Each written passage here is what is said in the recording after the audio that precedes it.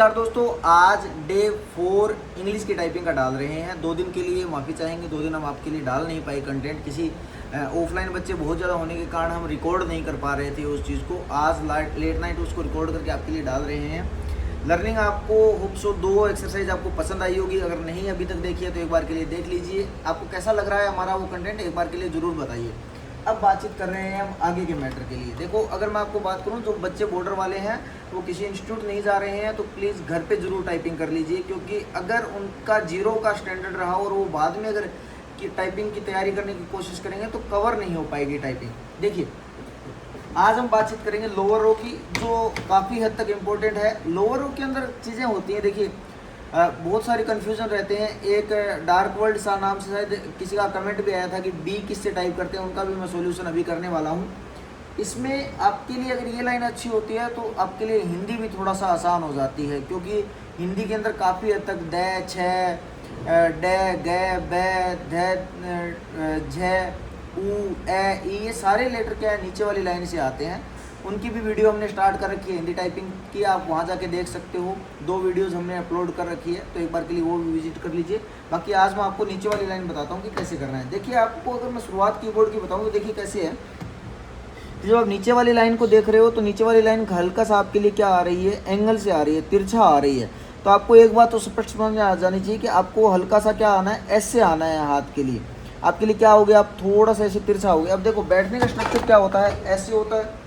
अब हाथ जैसे मैं पूरा नीचे लेके आऊँगा तो मैं क्या हुआ, देखो अगर मैं हाथ नीचे लेके आने की बात करूँ, देखो यहाँ से अगर मैं सीधा हाथ नीचे ले आया ना तो मेरा हाथ मिडल आएगा, क्योंकि ये ए थोड़ा सा इधर खिसका हुआ है, ये जेड वाली लाइन क्या है थोड़ी सी इधर है, तो उस कारण से थोड़ा सा दिक्कत आती है। लेकिन अगर मैं देखो इस हाथ को हल्का सा अगर एंगल के साथ नीचे की तरफ लेके आऊँगा तो दिक्कत आएगी। अब कुछ बच्चे क्या करते हैं, इसको मोड़ देते हैं, ऐसे मोड़िए मत इसको।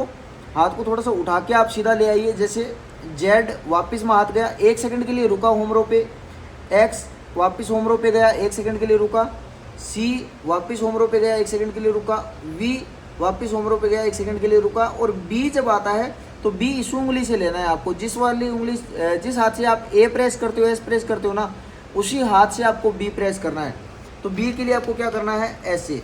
बी के लिए आपको क्या करना है, पूरा उंगली हल्का सा खोला और आपने बी प्रेस किया, पूरी उंगली। देखो अब देखो कितना गैप आया है, इस उंगली को खोल के आपने क्या करना है, बी प्रेस करना है। तो अब देखो इन तीनों से क्या क्या है, एक एक वर्ड आए हैं। कौन कौन से, इससे जेड आया है, इससे एक्स आया है, इससे सी आया है, इससे वी और आपके लिए बी आया है। जब आप बात करोगे इस वाले हाथ से, देखो इस वाले हाथ में क्या करना है अपने को, इस वाले हाथ में बस हाथ को क्या करना है मेरे को, देखो हाथ एंगल से रहता ही है मेरा, तो इसको बस पीछे लेके आना है। कैसे, देखो इससे स्लैश आएगा, इससे फुल स्टॉप आएगा, इससे कोमा आएगा, इससे एम आएगा और इससे एन आएगा। अब एम और एन में कन्फ्यूजन रहता है कई बार, जैसे बीच में प्रेस हो जाता है। अब कब बीच में प्रेस होगा, जब आप बिल्कुल ऐसे सीधा डायरेक्ट नीचे ले आओगे ना, जैसे हाथ है वैसा का वैसा। तो अगर हल्का सा भी अंदर आओगे ना, जैसे हल्का सा भी ऐसे आओगे तो भी आपका एम सही आएगा, और हल्का सा बाहर थोड़ा सा, जैसे इतना का गैप, देखो इतना गैप लेकर आओगे जब एन आएगा। तो आपको प्रैक्टिस कैसे करनी है, जेड, एक्स, सी, वी और बी,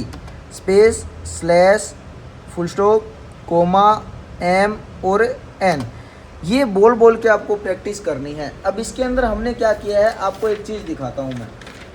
जैसे आपको ये वाली लर्निंग है, इसमें देखो जू लिखा हुआ है। अब जू में आपको डॉट लिखा हुआ है, तो ये आपको डॉट लगाने हैं, ऐसा नहीं कि आप भूल जाओ। देखो हर किसी आगे कोमा, स्लैश, कोमा ये आया हुआ है। अब देखो आप, मैं प्रैक्टिस करूँ, जैसे जू आपने लिखा, ऐसा इसके सामने फुल स्टॉप होना चाहिए, ताकि आपकी इसकी प्रैक्टिस बनी रहे। जैसे बुक लिखना है तो कोमा,